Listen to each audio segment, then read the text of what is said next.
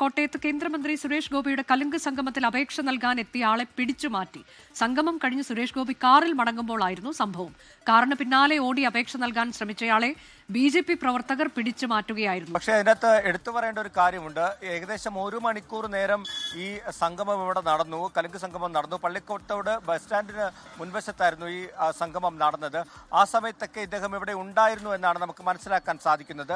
അപ്പോഴൊന്നും ഇങ്ങനൊരു അപേക്ഷയുടെ കാര്യമോ അല്ലെങ്കിൽ ഈ ഒരു പ്രശ്നം ഇവർക്ക് നൽകുകയോ ചെയ്തിരുന്നില്ല. പുറകിലൊരു കൗണ്ടർ പ്രത്യേകമായി ഇതിന് സജ്ജീകരിച്ചിരുന്നു. ഇങ്ങനെ അപേക്ഷകൾ സ്വീകരിക്കാൻ വേണ്ടി ഒരു കൗണ്ടറും സജ്ജീകരിച്ചിരുന്നു. അവിടെയും ഇങ്ങനെ ഒരു അപേക്ഷ ഇയാൾ നൽകാതിരുന്ന എന്തുകൊണ്ട് എന്നുള്ളൊരു ചോദ്യം ബാക്കിയാണ്. നമുക്ക് അന്വേഷിച്ചപ്പോൾ മനസ്സിലാക്കാൻ സാധിച്ചത് ഷാജി എന്ന് പറയുന്ന പള്ളിക്കത്തോട് സ്വദേശിയാണ്. ചില ധനസഹായത്തിന് വേണ്ടിയുള്ള ഒരു അപേക്ഷയായിരുന്നു എന്ന് മനസ്സിലാക്കാൻ കഴിയുന്നു.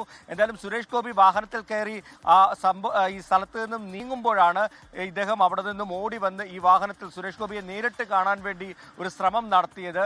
പെട്ടെന്ന് തന്നെ BJP പ്രവർത്തകർ അയാളെ പിടിച്ചു മാറ്റി. അതിലൊരു BJP പ്രവർത്തകൻ ഒരു കയ്യേറ്റം ചെയ്യുന്ന രീതിയിലേക്ക് തന്നെ കാര്യങ്ങൾ എത്തി. എന്നാൽ ബാക്കിയുള്ളവരെല്ലാവരും കൂടി അയാളെ പറഞ്ഞ് സമാധാനിപ്പിച്ച് മാറ്റി സൈഡിലേക്ക് നിർത്തുന്ന ഒരു കാഴ്ചയാണ് നമുക്ക് കാണാൻ സാധിച്ചത്. BJPയുടെ ഭാഗത്തു നിന്നുമുള്ള ഒരു വിശദീകരണമാണ് നമ്മളിപ്പോൾ കേട്ടത്. ഈസ്റ്റ് ജില്ലാ പ്രസിഡന്റ് റോയിയുടെ അദ്ദേഹം പറഞ്ഞത് ഇങ്ങനെയാണ്: ഒരു അപകടം ഉണ്ടാകാതിരിക്കാൻ വേണ്ടിയാണ് അങ്ങനെ പിടിച്ചു മാറ്റിയതാണ്. പക്ഷേ ആ ദൃശ്യങ്ങളിൽ നമുക്ക് കാണാം ചില പ്രവർത്തകർ കയ്യേറ്റം ചെയ്യുന്ന തരത്തിലേക്ക് കാര്യങ്ങൾ പോകുന്ന ഒരു കാഴ്ച നമുക്ക് കാണാൻ സാധിക്കുന്നുണ്ട്. എന്തായാലും ഇയാളുടെ അപേക്ഷ വാങ്ങിയിട്ടുണ്ട്. അത് കൃത്യമായി സുരേഷ് ഗോപിയുടെ കയ്യിൽ എത്തിക്കുമെന്ന് കൂടി ഇപ്പോൾ BJP നേതൃത്വം അറിയിച്ചിട്ടുണ്ട്.